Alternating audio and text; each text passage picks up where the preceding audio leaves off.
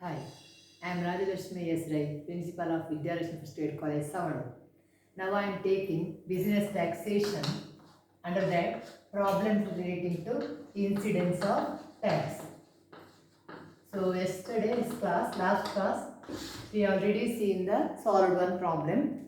Now we can solve the another problem relating to the incidence of tax.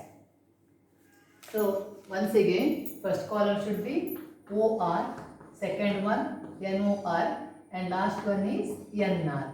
Ordinarily resident, not ordinarily resident, and last one is non-resident. Then we can see the transactions. First one is profit from profession in Bangladesh. So profit from Bangladesh. Then deposited in a bank there. So deposited in a bank there, leave it. The income is due from Bangladesh. That is profit from the business in Bangladesh. That is relating to the foreign country. Deposited in a bank there. So only one column, foreign income. So the amount is given 12,000. So write in one column 12,000, next two columns dash dash because it is a foreign income. Next one is income from business in Ghana. Income from business in Ghana controlled in India. So controlled in India. If the word controlled is given or set up in India means two column SS. So Ghana is a foreign country. So actually we have to write in one column. The word controlled in India is given. So we have to write in two columns. So it is 14,000. 14,000. This is because it is controlled in India. So last column is dash. Next, see the next one. Dividends on Indian company shares received in Japan. It may be received anywhere, but the dividend is from the Indian company. So we already seen in the format that if the dividend is received from the Indian company, three columns dash dash dash. So dividend from Indian company means dash dash dash.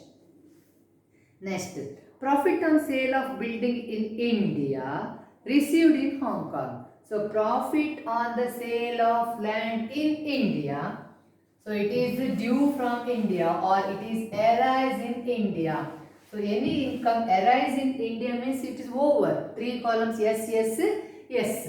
So it is a sale of building of in India. So three columns yes. So the amount it is given 25,000. So we have to write in three columns 25,000, 25,000, 25,000. So very easy this incidence of tax. Next one is interest on Dutch government securities, half of which is received in India. This type is very important. See here, interest received in Dutch company. It is given the amount is 5,000.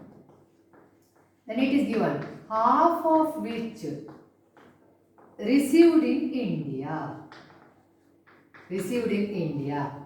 So half of which received in India means three columns yes.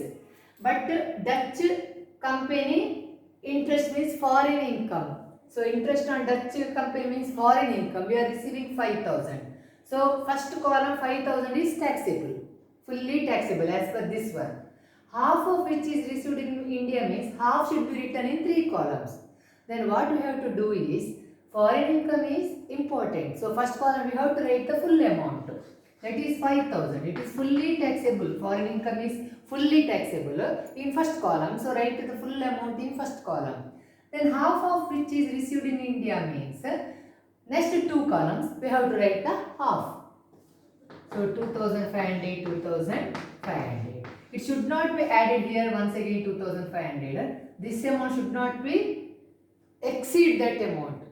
If you are writing here 7,500 means it exceeds 5,000. So 5,000 income, 7,500 is taxable is no. Understood why it is? So foreign income, so first column it is fully taxable for in the hand of OR. But half of which is received in India means 2,500, 2,500 write in remaining column. So it is taxable in the hand of, half is taxable here, full is taxable in the first column. Next, interest on Indian company debentures. So interest on Indian company debentures. So it is fully taxable in 3 columns.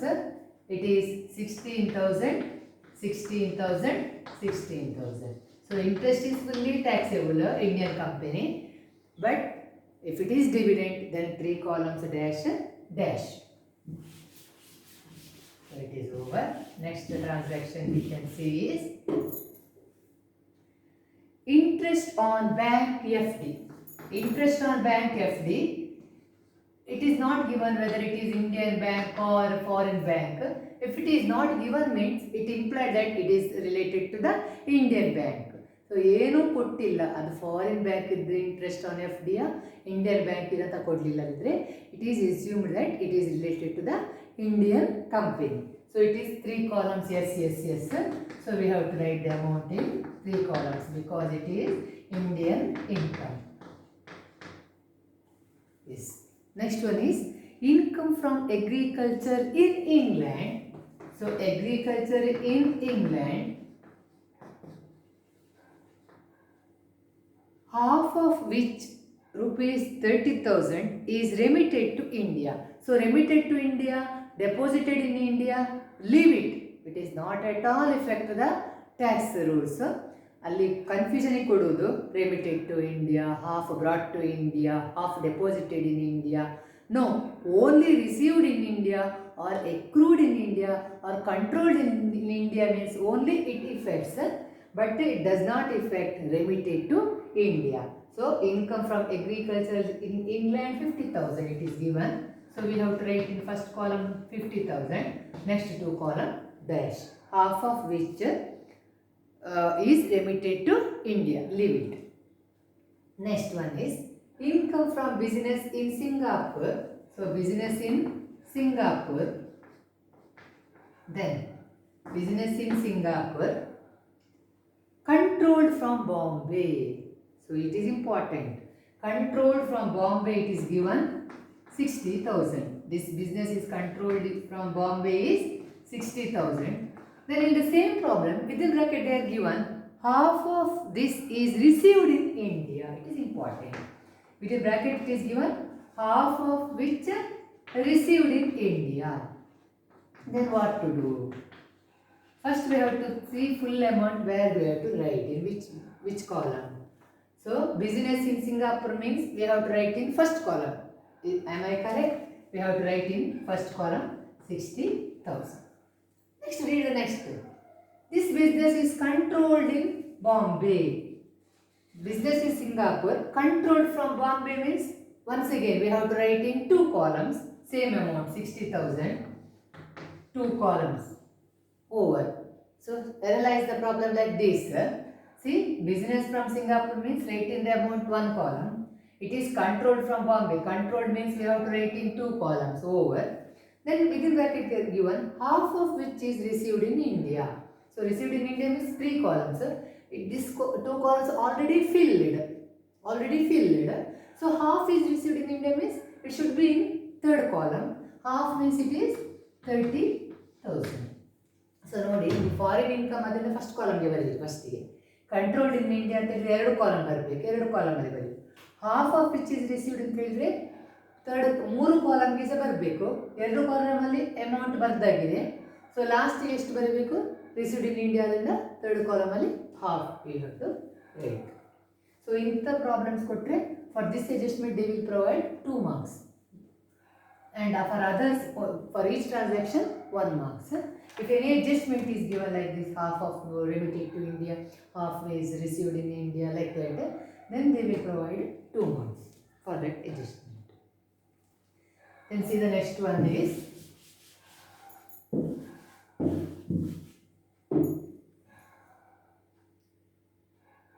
pension from former employer in Bombay received in England. So I already told you any pension which is due in India means yes, yes, yes. So pension from former means ಮೊದಲಿನ employee, last employee. before the retirement, we have received a pension from the employer in Bombay. That means in India, received anywhere. No matter, but the pension is due in India. So we have to write in 3 columns 40,000, 40,000, 40,000. Then once again we have to total over, problem is over. We have to total all the columns. Here we get it is in the first column, add the first column, we get 2,37,000. Here it is 1,72,500. Then here we are getting 1,28,500. So very easy. So we can see the next problem in the next class. Over. Thank you.